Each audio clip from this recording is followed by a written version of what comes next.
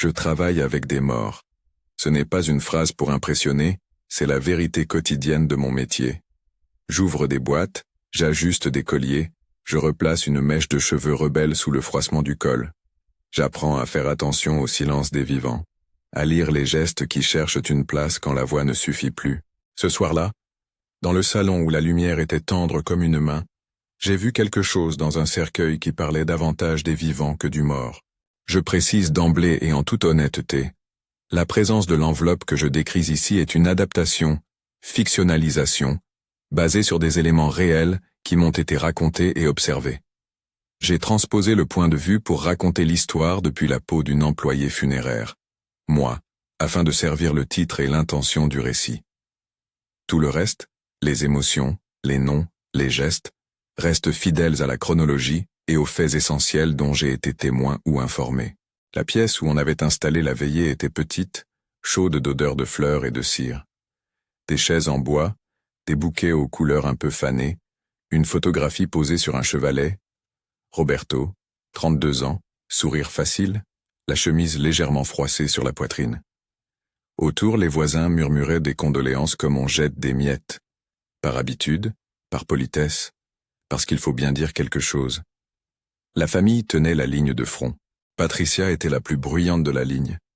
Elle avait l'air habillée pour un rendez-vous important plutôt que pour une veillée.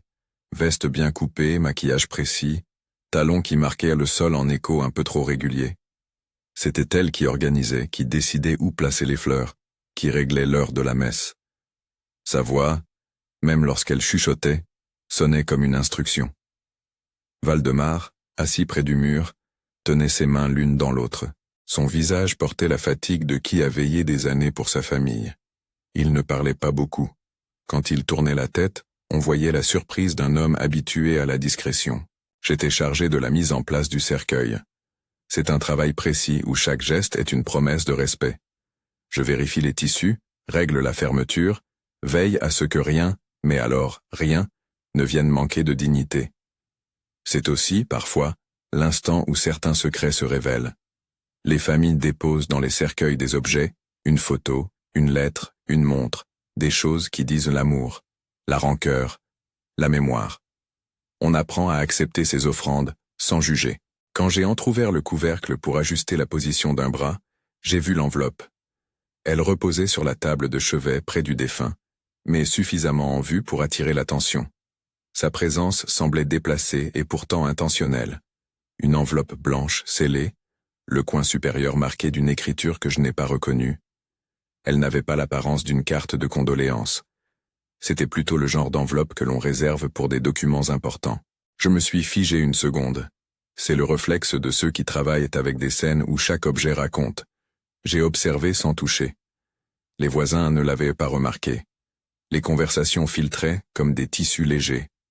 Patricia s'affairait, réorganisait un bouquet avec des gestes rapides.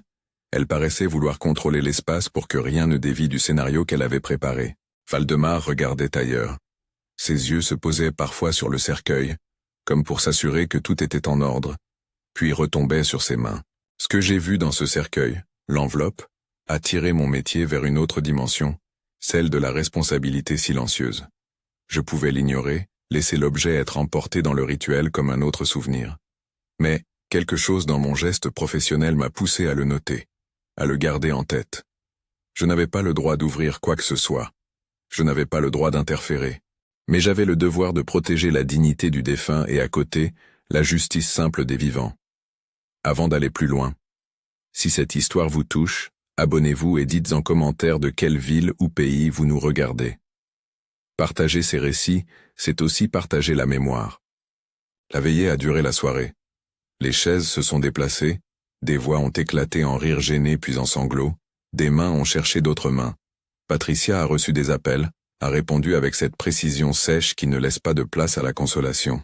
« Ne t'inquiète pas pour ça, disait-elle en raccrochant, je m'occupe de tout. » À un moment, elle a demandé qu'on retire certaines photos de la table. Une ancienne photo de Roberto avec un homme plus âgé. Valdemar et son fils côte à côte. Elle l'a pris, l'a regardé comme on pèse une marchandise, puis l'a posé dans un coffre de soirée posé à l'écart. Je l'ai vu repartir avec un geste presque mécanique. Les voisins, ceux qui connaissent les histoires de la rue, On commençait à chuchoter sur des détails que j'avais déjà remarqués. Donna Conceição a murmuré que la sœur de Roberto avait reçu un texto étrange. Ce Antonio a parlé de factures non payées jusqu'à ce que sa voix se casse. Lucas, le jeune garagiste qui passait souvent à l'atelier, est venu en essuyant ses mains sur son pantalon.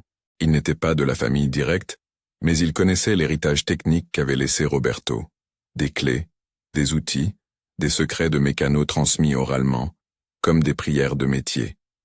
Lucas s'est approché et a posé sa main sur le cercueil, comme pour dire au revoir à un compagnon de route. Il y a des moments, dans ces jours-là, où la limite entre professionnel et humain s'efface. Je me suis surprise à vouloir protéger Valdemar, non pas parce que je le connaissais profondément, mais parce que sa vulnérabilité était évidente, trop évidente pour être ignorée. Il y a des paternités silencieuses qui se désagrègent au bord d'un cercueil. Il y a des hommes qui, après avoir été piliers, deviennent des silhouettes fragiles quand le monde change. Je n'étais pas la seule à observer. Entre deux condoléances, j'ai entendu une phrase de Patricia qui a fait frissonner la pièce d'un froid familier. « On va régler tout ça, il n'y a pas de souci. » Le ton n'était pas seulement rassurant, il avait la fermeté d'une personne qui se prépare à négocier, à s'offrir une place. Personne n'a répondu. Valdemar a resserré ses doigts. Roberto, dans la photo, semblait ignorer la tempête. La nuit a été courte. Quand la maison s'est vidée et que nous avons ramené le cercueil au salon funéraire pour la préparation finale, j'ai retrouvé l'enveloppe en ayant la nette impression qu'elle n'avait pas sa place parmi les fleurs et les messages de condoléances. Je l'ai approchée mais sans la toucher autrement qu'avec les yeux. Il y avait un petit mot griffonné sur le coin, peut-être une initiale, peut-être une date. Je ne pouvais pas l'ouvrir. Le protocole est clair, mais rien n'interdit de noter, de garder une trace mentale, de prendre la décision ensuite, d'agir selon cette conscience. Les premiers jours après la mort sont truffés d'instants administratifs. On appelle l'employeur, on prévient l'assurance, on s'enquiert des démarches pour le corps. C'est le moment où souvent la réalité pratique emporte la douleur. Et c'est là que les documents deviennent armes ou bouées. Un acte de propriété, un contrat signé, une assurance, ces mots peuvent changer la vie d'une famille en quelques pages. Quelques heures plus tard, je croisai Valdemar dans le corridor du salon funéraire. Il était venu seul, ses chaussures usées, son manteau qui avait connu tant de matins. Il m'a regardé comme on regarde un point sûr. « Vous avez vu l'enveloppe » m'a-t-il demandé bas, sans détourner la tête. Sa voix était rauque d'angoisse. Je n'aurais pas dû lui mentir. J'ai répondu la vérité. Je l'avais remarquée et je sentais comme lui qu'elle était importante. Il est resté silencieux un long moment, puis a murmuré. C'était le dernier geste de Roberto. Peut-être qu'il voulait que quelqu'un le voie. Ses mains tremblaient un peu quand il a prononcé ces mots. Il m'a demandé sans demander vraiment si je pouvais la garder en lieu sûr. Il ne voulait pas que quelqu'un la retire, la change, en fasse un instrument pour des négociations. Je me suis senti investi d'une responsabilité qui dépassait la tenue du cercueil. Protéger une promesse, peut-être invisible, mais réelle. Au fil des jours, la présence de l'enveloppe a commencé à exister ailleurs que dans le salon. J'en ai parlé à Lucas, en confidence, tandis que nous rangions des fleurs fanées. Si c'est des papiers, il faut la montrer à quelqu'un de confiance, m'a-t-il dit. Lucas connaissait bien les lieux évoqués dans ces histoires, l'atelier, la maison, les contrats sur lesquels on négocie en se serrant la main. Il croyait, sincèrement, que la vérité pouvait tenir sur une feuille. Pour lui, et pour beaucoup dans ce milieu, les mots écrits ont encore force de preuve. J'ai aussi parlé à Dr Mario, l'avocat que Valdemar avait consulté des années auparavant à propos d'une petite affaire de terrain. Ce n'était pas pour demander des conseils juridiques, je n'ai aucune légitimité pour ça, mais pour savoir s'il connaissait la famille, s'il savait comment réagir selon l'usage.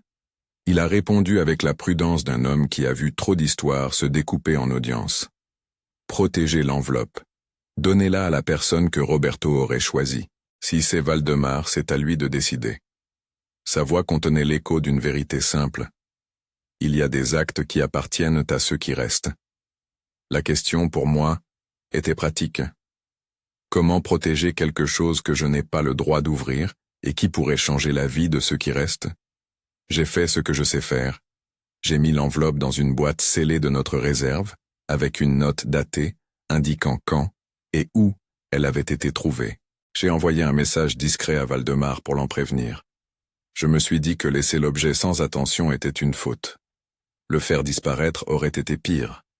Garder témoignage sans l'exposer semblait le juste milieu. Pendant ce temps, la rumeur a commencé à circuler. Les gens, quand ils ne savent pas, inventent des histoires. On a dit que Patricia se préparait à prendre possession de la maison, qu'elle avait déjà changé les serrures, qu'elle planifiait de vendre l'atelier. D'autres murmuraient qu'elle n'avait pas droit à tout cela, que Roberto avait peut-être des arrangements qui laissèrent Valdemar protégé. J'ai écouté ces bruits sans me fier aveuglément à eux. Les communautés aiment les fins nettes. La réalité souvent est plus compliquée. Un après-midi, Patricia est passée au salon, vêtue d'une robe noire impeccable, un sourire trop contrôlé aux lèvres. Elle m'a dit d'un ton sec qu'elle avait pris en main l'organisation des affaires. « Il ne faut pas laisser traîner ces choses », a-t-elle affirmé en regardant autour de la pièce. J'ai senti la tension dans ses phrases. J'ai répondu que l'enveloppe était en sécurité et que Valdemar en avait été informé. Il y a eu un léger froissement dans l'air, comme si la pièce retenait un souffle. « Quel genre d'enveloppe » m'a-t-elle demandé. Sa question n'était pas innocente. Elle cherchait à mesurer ce qu'elle pouvait contrôler. J'ai évité de répondre à la question précise. Ce n'était pas mon rôle de dévoiler. Le silence a suffi à parler pour moi. Patricia a fait une petite moue et a pris congé le pas rapide, comme si elle évitait de s'attarder dans un endroit où elle n'avait pas encore pris pied. Je ne devais pas m'en mêler, mais je l'ai fait. Ce n'était pas une décision héroïque. C'était la conséquence logique de mon travail et de mon humanité. La veille d'un nouveau rendez-vous officiel, un simple échange d'informations, m'avait-on dit, j'ai reçu un appel de Valdemar. Sa voix était plus décidée. « On doit ouvrir les papiers au bon moment », m'a-t-il dit. Il ne voulait pas d'escarmouche publique, seulement de la clarté. Nous avons convenu qu'il viendrait au salon funéraire le lendemain, accompagné de Dr Mario. La perspective d'une confrontation, même contrôlée, modifiait l'air. J'avais l'habitude d'organiser des enterrements, pas des révélations. Pourtant, au fil des jours, je me suis retrouvé à penser aux petites choses qui bâtissent une vie. Les clés de l'atelier, les factures réglées à la main, les chuchotements d'un père qui transmet un secret de métier à son fils. Ces éléments, parfois, valent plus qu'un compte bancaire. Ils sont le véritable héritage d'un homme. Avant la réunion, j'ai passé une partie de la nuit à remettre de l'ordre dans les documents que nous conservons pour nos dossiers. Contrats de prestation, certificats, reçus de fleurs. Je suis tombé sur une photo datée, prise derrière l'atelier. Valdemar et Roberto y étaient, coude à coude, fiers d'une voiture réparée. La photo avait été écartée par Patricia. Je l'avais vue. Je l'ai remise à la vue sur une petite table, comme pour rappeler que l'histoire avait d'autres témoins que les paroles dominantes. Le matin venu, la salle où nous devions nous réunir ressemblait à une coulisse de théâtre. Des chaises disposées, une tasse de café refroidie sur la table, l'enveloppe dans la boîte scellée que j'avais soigneusement annotée. Valdemar est arrivé accompagné de Dr Mario. Lucas est venu aussi, parce que l'atelier était pour lui plus qu'un lieu de travail. Il y avait un calme collectif, ce genre de calme qui précède la pluie. Nous avons passé quelques minutes à dire des banalités pour envelopper le moment, puis Dr Mario a demandé à ouvrir la boîte. Je l'ai posée devant lui, mains légèrement humides. Lorsqu'il a lu la note d'accompagnement et regardé l'enveloppe, son regard a cherché quelque chose que la loi garde secret aux oreilles des novices. Des indices. Il a respecté le format. Il n'a pas ouvert l'enveloppe sur place. Son professionnalisme m'a semblé la meilleure garantie pour que la transparence ne se transforme pas en spectacle. Avant d'ouvrir, il faut s'assurer des volontés du défunt, a-t-il dit simplement. Sa phrase était un rappel délicat, que certaines décisions n'appartiennent pas à la hâte. Valdemar a hoché la tête. Roberto a toujours été discret, a-t-il murmuré. Peut-être qu'il a voulu que ses papiers soient vus après son départ. Il y avait dans sa voix une résignation pudique. Un homme qui sait que la vie impose parfois des réparations administratives aussi nécessaires que pénibles. Je sentais que le moment approchait où les mots inscrits sur une feuille de papier allaient déplacer des lignes de vie. Les papiers, je le sais maintenant comme l'ont toujours su ceux qui travaillent avec les existences, racontent des histoires. Qui a payé quoi? Qui possède quelle part? Qui a promis quoi à qui?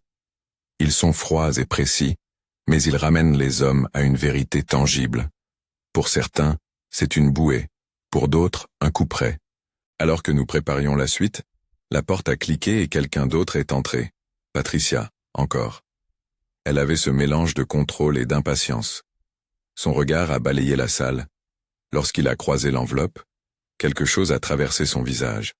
Une légère tension que personne n'a parlé. Elle a demandé à s'asseoir. Elle n'était plus seulement la femme à la gestion des fleurs. Elle était désormais une actrice consciente que l'histoire allait peut-être modifier ce qu'elle avait imaginé. Le silence s'est épaissi, mais il était respectueux. Chacun savait qu'il était en présence d'une anticipation lourde. Nous étions entourés d'objets témoins. La photo sur la table, les outils que Lucas avait posés à l'entrée plus tôt, la boîte scellée. Dans cette immobile composition, l'enveloppe devenait un personnage à part entière. Je me suis demandé en observant tout cela, combien de fois des vies avaient été redessinées par la poussière d'un papier? Combien de fois les gestes pressés, les phrases non prononcées et les trésors de mémoire avaient dû se battre dans des pièces clos pour trouver leur place? J'ai pensé à ma propre famille, à mes parents qui s'étaient entendus sur des petites choses banales et qui s'en étaient séparés en se murmurant des promesses. La main de Dr Mario a effleuré l'enveloppe sans l'ouvrir. Son regard, pour une fraction de seconde, s'est posé sur moi comme sur un témoin précieux. « Nous allons procéder avec calme et clarté », a-t-il annoncé. Mais d'abord, il faut s'assurer que personne ne se sente exclu.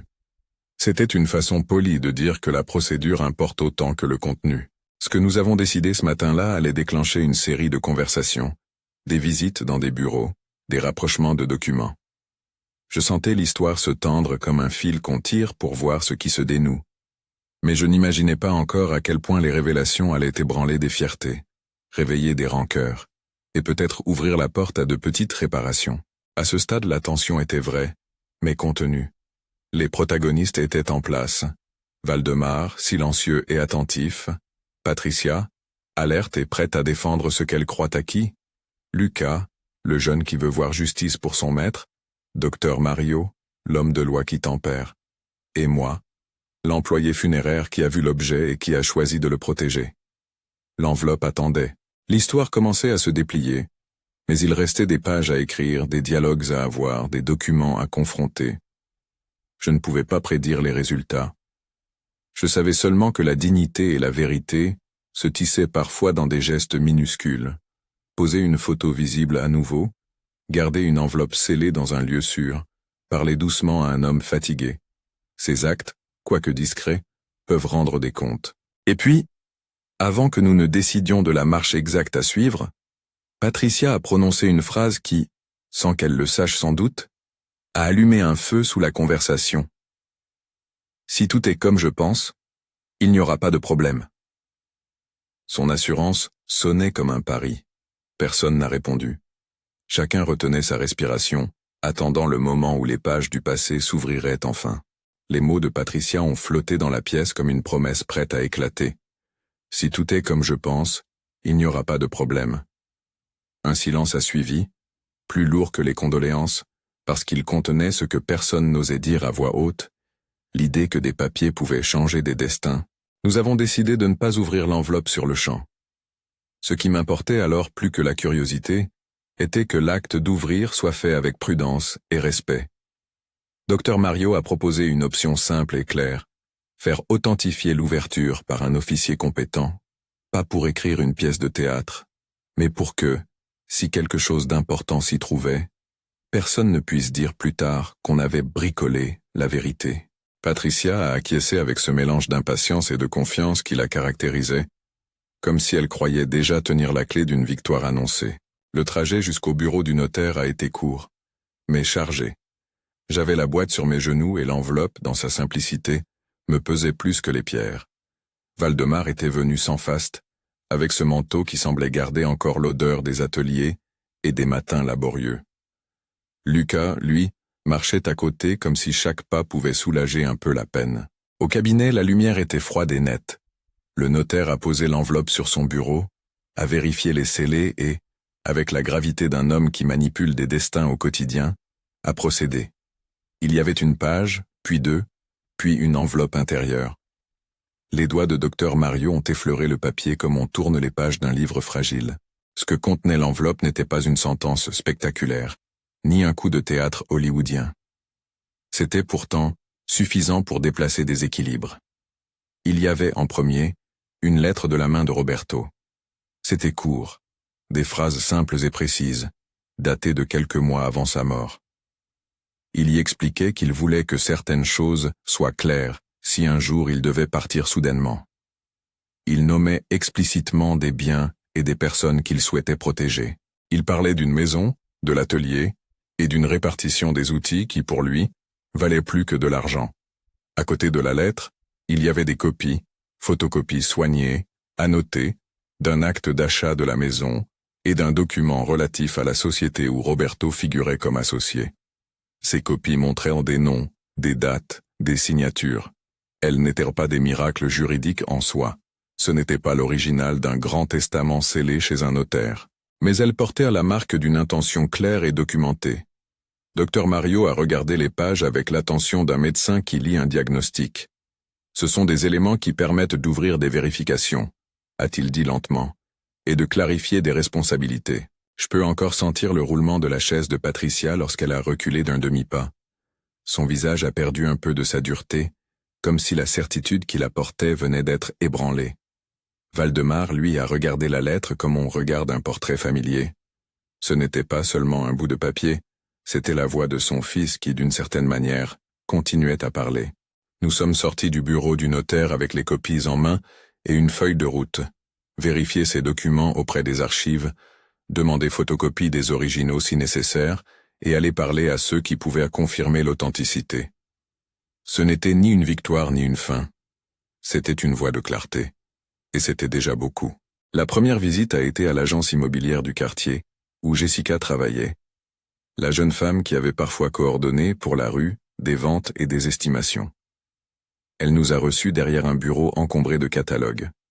Lorsqu'elle a vu la photocopie de l'acte, elle a tapé quelques touches sur son ordinateur, a consulté une imprimante, puis a dit, sans drame mais avec conviction, « Ce document ressemble à l'enregistrement. Mais il faut voir l'original au registre des biens. Si l'enregistrement porte le nom de Valdemar, la maison est à lui en droit. Et si des transmissions ont eu lieu, elles doivent y figurer. » La conversation a été technique, mais jamais pédante. Nous avions l'air de 4 personnes humbles qui, à leur manière, apprenaient à manier des outils administratifs. Lucas tenait les coudes croisés, les yeux vifs, prêt à intervenir pour raconter ce que Roberto faisait de sa vie dans l'atelier. Il soulignait à chaque occasion que certains biens ne s'achetaient pas. L'accès au savoir d'un métier se passait parfois comme un chapelet, d'un doigt sur une clé à un geste sur une pièce usée. Les jours suivants ont été une succession d'allers-retours. Archives, signatures, photocopies. Pendant ce temps, la rumeur s'est dépouillée de son exagération la plus crue et a repris une forme plus calme, plus informée. Certains voisins se sont rangés du côté de Valdemar quand ils ont appris que la maison était certainement enregistrée à son nom. D'autres ont gardé le silence, parce que dans une communauté, mieux vaut parfois mesurer les risques de prendre parti. Il y a eu inévitablement une remarque publique qui attira l'attention. Patricia a présenté des documents qu'elle avait soi-disant récupérés, tentant de contrebalancer ce que nous avancions. Ces papiers montrèrent des intentions différentes, des promesses verbales ou des accords informels. Rien qui puisse à court terme effacer l'effet des annotations de Roberto. Le contraste entre des promesses non écrites et des copies matérialisées a commencé à pencher en faveur de la transparence. Le vrai tournant s'est produit le jour où nous avons pu consulter les originaux au registre. Il y avait effectivement un acte d'achat qui plaçait la propriété au nom de Valdemar à une date passée, et une clause qui précisait certaines conditions d'usage. La société pour laquelle Roberto travaillait disposait par ailleurs d'un pacte signé, un exemplaire ancien certes, mais lisible, qui mentionnait Roberto comme associé sans clause de succession automatique à un membre de la famille par simple volonté de la conjointe. Ce n'était pas un verdict judiciaire, c'était un ensemble de preuves qui rendaient impossible, ou du moins difficile, l'appropriation immédiate par une tierce personne. Devant ces éléments, la posture de Patricia a changé. Le contraste chez elle entre l'assurance initiale et la gêne d'une voix cherchant à se défendre a été palpable. Elle a commencé à moins affirmer et davantage demander. Sa stratégie est passée de l'initiative à la négociation. Ce basculement n'a pas été spectaculaire. Il a été humain. Et c'est ce qui m'a le plus marqué. La force avec laquelle elle avait pris les rênes dans la veillée s'est amoindrie devant la froideur des dates et des signatures. Il y a eu une réunion publique, pas une scène de tribunal, mais un rendez-vous où les voisins, le notaire, quelques témoins, et nous avons mis carte sur table. Patricia est arrivée accompagnée d'un conseiller, d'une personne ayant l'air d'un membre du cercle administratif local. Valdemar, lui, était venu soutenu par Lucas et quelques voisins qui avaient connu l'atelier et savaient ce que Roberto avait été pour la petite communauté. La discussion a été directe. Dr Mario a exposé les faits sans hystérie. Il a dit ce que les documents établissaient et a recommandé la voie de la négociation pour régler les biens qui réclamaient un arrangement humain, pas seulement légal. Ce ton a permis que la conversation reste sur le plan du respect et de la dignité plutôt que de tomber dans des attaques personnelles. C'est alors que quelque chose de plus intéressant s'est produit. Au lieu d'une réplique vindicative, Patricia a donné des signes de fatigue. Ses mots étaient plus courts.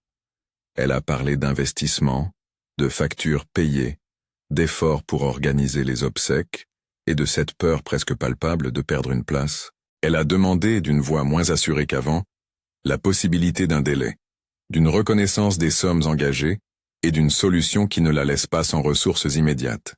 La réponse de Valdemar a été mesurée. Il y avait dans sa voix la sagesse de qui a passé la vie à réparer des pièces et des vies. Il a proposé un compromis, une période de transition, une discussion sur la reconnaissance des dépenses, et surtout la préservation d'une chose qui lui semblait essentielle, que l'atelier, ce lieu de transmission, ne soit pas vidé ni dispersé, mais qu'il serve plutôt à transmettre savoir-faire aux jeunes qui se présentaient, comme Lucas, et à ne pas être un élément d'engrenage pour une vente soudaine. La proposition n'effaçait pas tout. Elle ne donnait pas non plus à Patricia la certitude absolue d'une indemnisation complète. Mais elle offrait un chemin humain, un moment pour parler, un acte de restauration symbolique et pratique. J'ai vu, dans l'expression de certains voisins, un soulagement discret. La communauté ne voulait pas d'une guerre familiale qui fût purement matérielle. Ils voulaient la dignité préservée. Il y a eu à la suite de cette réunion des gestes concrets. Patricia a rendu certaines photos qu'elle avait mises de côté. Elle les a remises à Valdemar avec une démarche hésitante. La plupart de ces images avaient une valeur symbolique immense pour le vieil homme. Elles étaient la mémoire visible de ses mains et celle de son fils. Elle a expliqué que, dans le feu de l'organisation, elle avait voulu tout contrôler pour simplifier. Ces mots n'ont pas éteint la douleur passée, mais ils ont ouvert la porte d'une humilité tardive. Dans un autre geste, Patricia et Valdemar ont accepté de signer un accord de transition, une entente simple qui précisait la gestion de l'atelier sur quelques mois. Ce document prévoyait notamment qu'aucune vente ne serait faite sans consultation, que les outils seraient catalogués et conservés pour la formation, et qu'une partie des revenus potentiels pourrait être négociée pour couvrir des dépenses immédiates. C'était une solution pragmatique, ni triomphale ni humiliante, mais elle permettait que la dignité de chacun soit préservée. Le jour où l'on a remis officiellement les photos et quelques objets personnels à Valdemar, la veillée a semblé reprendre un souffle plus doux. Il a réajusté sur sa poitrine une photo jaunie et a souri d'un sourire qui contenait plus de remerciements que de rancœur. Lucas, qui avait assisté à plusieurs passages de la discussion, a pris la photo entre ses mains comme si elle avait un sens de continuité. « Il faut qu'on remette l'atelier en marche », a-t-il dit, presque en plaisantant. Pour Roberto et pour tous ceux qui vont apprendre ici. Cette phrase simple a eu une résonance particulière. Elle incarnait la restauration d'un legs immatériel. Le savoir, la patience, la transmission des gestes quotidiens. Ce sont ces choses, parfois, qui soutiennent plus profondément qu'un partage équitable de biens. J'ai vu dans cette volonté une réparation qui n'apparaissait pas sur les photocopies, mais qui valait autant que tout acte signé. La communauté, par petits gestes, s'est mobilisée. Quelqu'un a offert un panneau publicitaire temporaire pour informer des travaux de remise en état de l'atelier.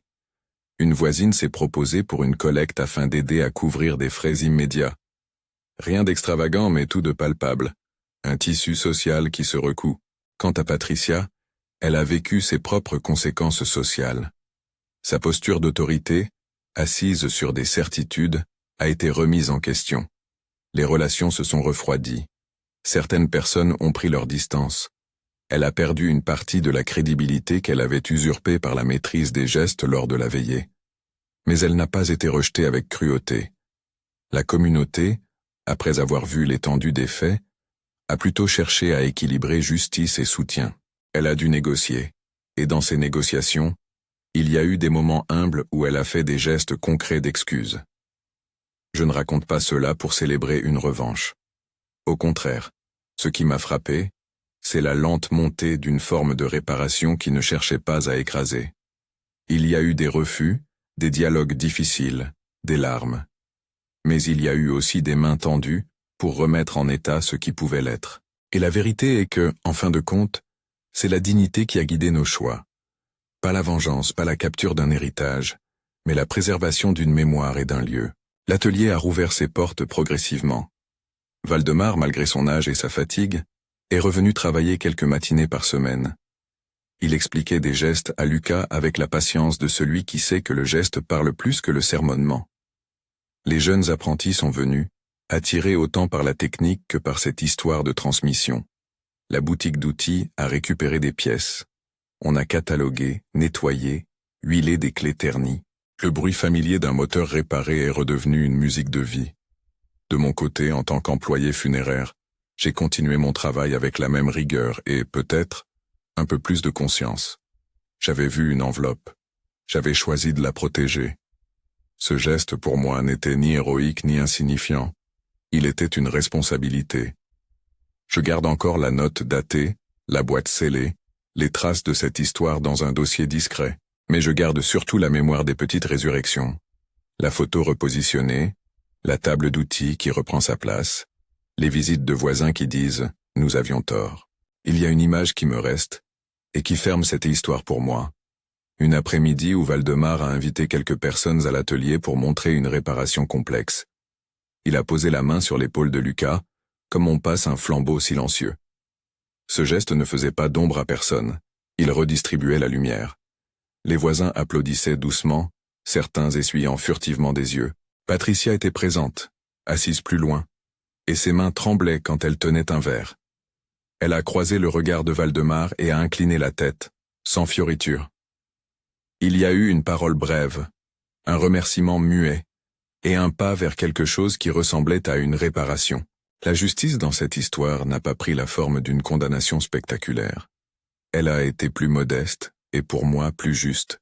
Documents examinés, volonté respectée, discussions ouvertes, et une communauté qui a choisi de préserver le savoir et la mémoire, plutôt que d'engranger des profits immédiats. Il reste encore des comptes à faire, des négociations à clore, des cicatrices qui ne disparaîtront pas complètement. Mais la direction a été donnée. La dignité a repris sa place. Je raconte cela non pas pour me glorifier, mais parce que mon métier m'a mis au piquet d'une vérité simple. Il y a des moments où ce qui est laissé dans un cercueil, une lettre, une photo, une simple intention, continue à parler. Et il y a des moments où celui qui veille, qui ne fait pas de bruit, tient la clé d'une petite justice. Si vous vous demandez encore pourquoi tout cela m'a touché, je répondrai que c'est la conviction que les vies méritent d'être traitées avec soin, même dans leurs derniers gestes. Je garde en tête la lettre de Roberto, courte et claire, et je me rappelle qu'il a voulu, par de petites choses, préserver ce qui pour lui avait du sens. Ses choix, consignés sur du papier, ont empêché des décisions hâtives. Ils ont protégé des mains, des outils, des souvenirs. À ceux qui pourraient de penser que j'ai outrepassé mes fonctions en gardant l'enveloppe, ce n'était pas un acte de confrontation. C'était un acte de prudence et d'humanité. J'ai agi pour que la mémoire ne soit pas détournée et pour que la famille puisse décider en connaissance de cause. Je n'ai pas ouvert, je n'ai pas jugé. Je me suis contenté de garder. Aujourd'hui, l'atelier recommence à raconter des histoires. Des jeunes apprennent un métier qui ne se lit pas seulement en contrat, mais dans la transmission des gestes. Valdemar reprend place, pas pour effacer, mais pour enseigner. Patricia a appris, à sa façon, que l'autorité sans transparence finit par fléchir. Lucas, lui, marche plus droit qu'avant, conscient du cadeau qui lui a été fait, celui d'une confiance transmise. Je garde un souvenir précis d'un matin où, en fermant la porte du salon funéraire, j'ai croisé une voisine qui m'a glissé un simple merci. Aucun éclat, aucun triomphe, juste un remerciement pour un minimum de justice. C'est dans ces choses-là que mon travail trouve du sens, dans le soin discret qui rend possible le respect mutuel. Si cette histoire résonne en vous, si vous avez été témoin d'une injustice familiale, d'un geste de protection silencieux, ou si vous avez vécu la douleur d'un héritage qui a failli se perdre, écrivez-le en commentaire. Partagez de quel endroit vous nous regardez et, si vous le souhaitez, une leçon que vous avez apprise face à la perte et à la dignité. Vos récits font partie de ce tissu qui nous relie. Abonnez-vous pour d'autres histoires, où le silence et la vigilance peuvent, parfois, préserver ce qui compte vraiment. Merci d'avoir écouté cette veillée.